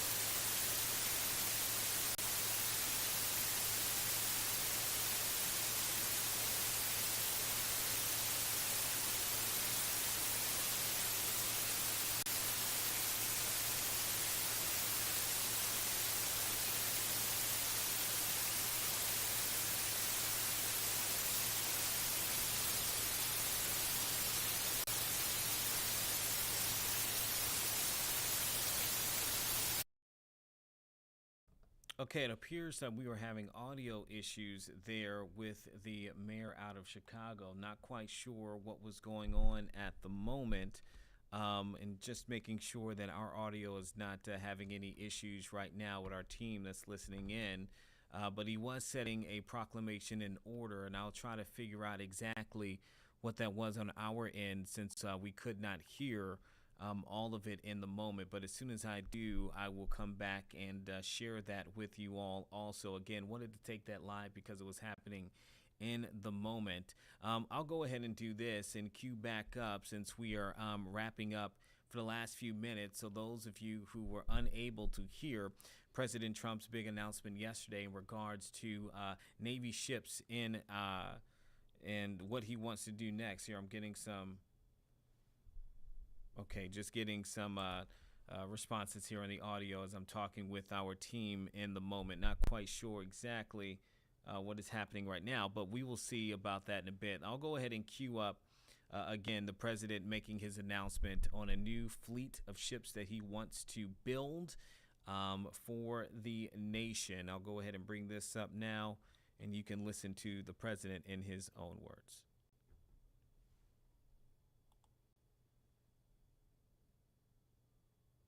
Airships. It will be actually the most ever built other than our submarines. We have submarines which will have, in many ways, even more lethality, and we have many of them under construction. Each one of these will be the largest battleship in the history of our country, the largest battleship in the history of the world ever built. And again, it's 100 times more powerful than the previous Iowa class, it's called. Those are the big ones that you'd see on a show. Victory at Sea. I don't know if anyone's seen Victory at Sea, but it was a classic. They'll help maintain American military supremacy, revive the American shipbuilding industry, and inspire fear in America's enemies all over the world. We want respect. We're going to have it. We already have it. More respected now than we ever were. A year and a half ago, they laughed at us. Now they respect us again at levels that they've never respected us. We envision that these two ships, we're talking about 10, but we're going to start with 2, and we're going to quickly morph into 10. And ultimately, we think it's going to be anywhere from 20 to 25 of these. But we're starting with the first 2 immediately, and we're going to then be very quickly involved with, I think, we're going to do another 8. And then we're going to ultimately and pretty quickly have a total of about 20 to 25. We'll make that determination. We envision that these ships will be the first of a whole new class of battleships to be produced in the years to come. From Theodore Roosevelt, the Great White Fleet, you remember that, the Great White Fleet, to the legendary USS Missouri, whose massive guns helped win World War II. America's battleships have always been unmistakable symbols of national power. We stopped making them for whatever reason, I don't know. And I want to congratulate John Thalen, who is your secretary of the Navy. He came to me the first day we met. He talked about battleships, and I said, "You're absolutely on the right track." He said, "Why are we doing other things? We have missiles, which are much more expensive." By the way, these battleships have tremendous numbers of missiles, but they also have guns. And in many ways, guns can do the trick just as well as missiles at a tiny fraction of the cost. Once completed, these new 30 to 40,000 ton plus vessels will be the flagships of the American naval fleet, and there has never been anything built like them. And I just want to be very clear that we're building them here. We're working with others, but we're building them here. We have great Navy yards. We'll be negotiating with some of the companies that are running those yards, taking over the yards. We used to build a ship a day during World War II. Now we don't do ships very much anymore. We do military ships. We do submarines. By the way, we're 15 to 20 years advanced in our submarines over anybody else. That was one of the things that I did in my first term. We make the best submarines by far in the world. We're at least 15 years advanced ahead of anybody else in submarine development. Most powerful, that's right, the most powerful weapon anywhere in the world, undetectable. So the battleships are going to be armed just in terms of guns and missiles at the highest level. They'll also have hypersonic weapons, many hypersonic weapons, state-of-the-art electric rail guns, and even the high-powered lasers that you've been starting to read about. We have lasers where you aim the laser at a target and it just wipes it out. We're going to have, they'll be the most sophisticated lasers in the world, and the most sophisticated laser in the world will be on the battleships that we're building. They'll also carry the nuclear arms, sea-launched cruise missiles currently under development, which will be instituted pretty quickly, but they're under development and they've proven to be extremely lethal. The U.S. Navy will lead the design of these ships along with me, because I'm a very aesthetic person, alongside our partners in American industry, and we're going to have Pete Hegseth and Marco and a lot of very talented people involved, but a lot of it's already been done. We've been doing this for months. The construction will create thousands of American jobs. We're going to have the jobs be created. I mean, already we have factories being built unrelated to this, although AI will be a big factor when it comes to these ships. They'll be very AI controlled. Today's announcement is yet another step in our mission to make the United States Navy stronger than ever before. Again, when you talk about 100 times the power of these massive ships that we had years ago, it's pretty amazing. And next week I'm going to meet with the defense prime contractors. I'm going to meet with them here, Florida. And we're going to be talking about production schedules because they're too slow. We have many countries, allies, that are wanting to buy. We make the greatest equipment in the world, by far. Nobody's even close, but they don't produce them fast enough. So we're going to be meeting with them to talk about the production schedules. We're going to have strong production schedules. And the only way they're going to be able to do that is to build new plants. Even with the F-35, we have many people who want the F-35 fighter jet, and it takes too long to deliver them to allies or to ourselves. It takes too long. The only way they're going to be able to deliver them is if they build new plants. They don't want to build new plants because that's expensive. So we're going to be discussing production schedules. We're going to be discussing CapEx spending. We'll be discussing the pay to executives where they're making $45 and $50 million a year and not being able to build quickly. They're going to make that kind of money. They have to build quickly. Again, we make the best equipment in the world, but they don't make them fast enough. And we're going to be also discussing dividends. We want the dividends to go into the creation of production facilities. So we'll be talking about all CapEx, dividends, and the pay. We're also going to be talking about buybacks. They spend so much money on buyback. They want to buy back their stock. I don't want them to buy back their stock. I want them to put the money in plant and equipment so they can build these planes fast, rapidly, like immediately. I mean, I have sold more planes than any president by far, times probably 20. So every time I go someplace, I sell 100 planes. That includes commercial planes, Boeings, etc., but it also includes fighter jets. And I'm always having to say 5 years, 6 years, 7 years, helicopters, Apache helicopters, many years. India bought them. They want to get them. They don't want to wait a long time.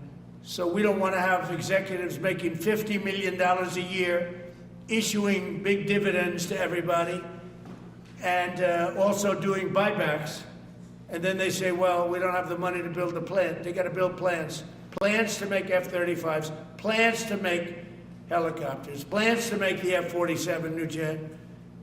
And that's it. And that's what I'm going to be talking to them about. They're going to start spending money on building airplanes and ships and the things that we need, not in 10 years and 15 years. We need them now.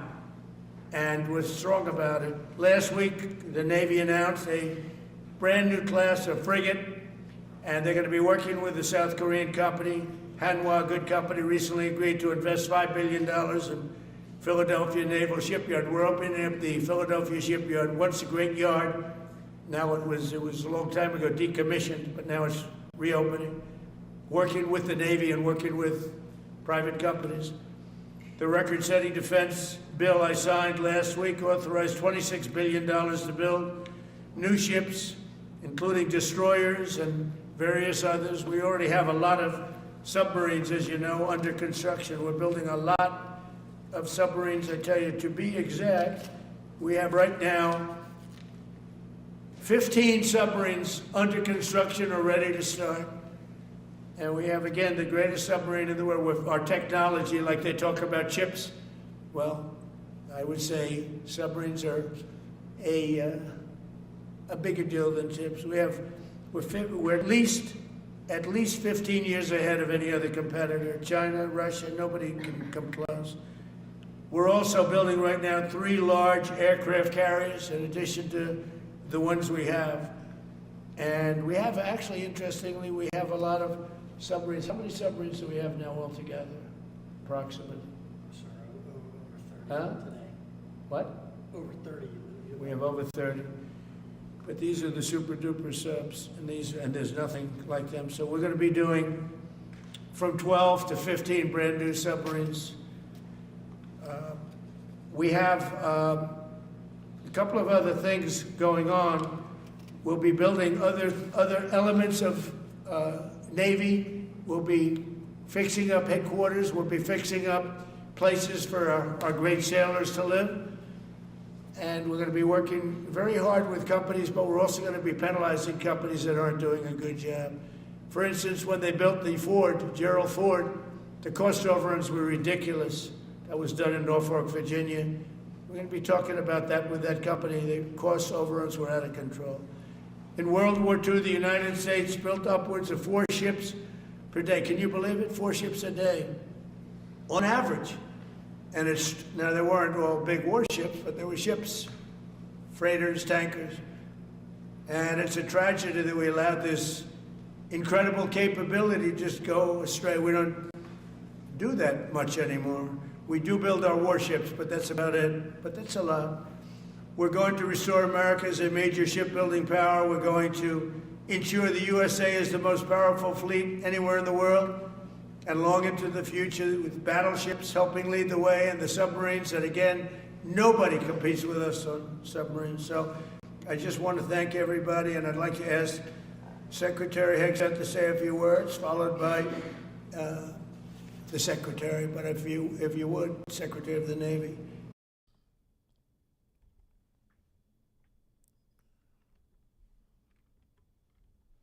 All right, Kay, you heard it there from the president. He is moving and announcing a new class of battleships. He's going to be calling, he says it'll be the Golden Fleet, most powerful built of its kind. He says, here's the thing, a lot of details we don't have. We don't know how much this will cost, how long it would take to build.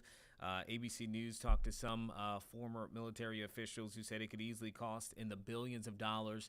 Navy spokesperson, when asked, said design studies are still ongoing at this time.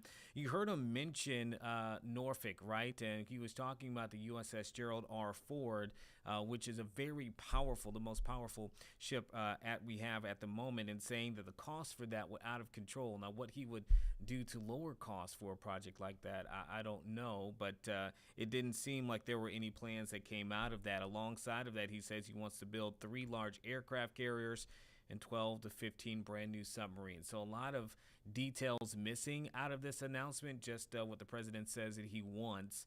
But of course, we'll be learning more about this hopefully here after this moment. That is all that I have now for Live Impact News. Next, you'll hear 13 News Now at noon with Marta Berglund.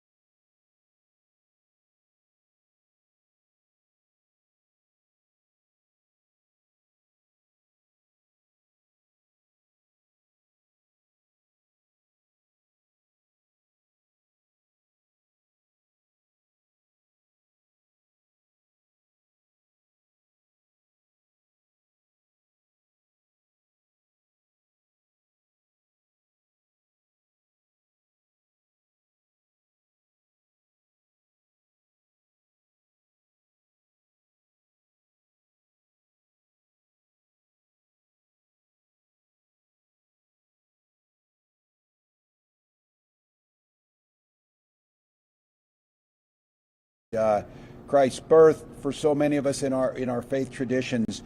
Gwen and I want to wish you the peace during this time, understanding how chaotic this is, but it's also an opportunity. I think we're saying here is, let's show the rest of the world what Minnesota is. We've been through it. We've been through it together.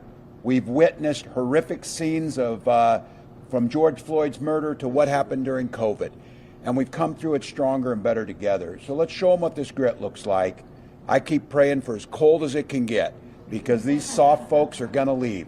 And the bottom line is, this all comes back to, in this place of worship and with these leaders, the apolitical leaders, their message is simple: our common humanity and decency.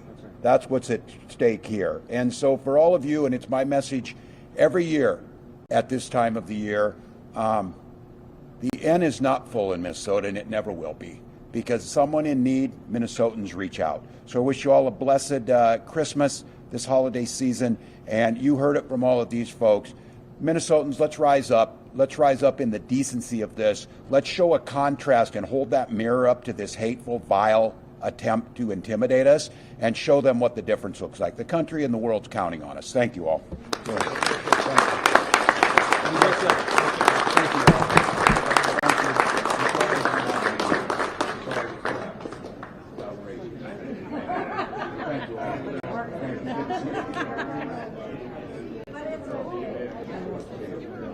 This was they stopped answering. Yeah. So I'm sorry it happened. These guys are with you. Yeah, absolutely. All the time.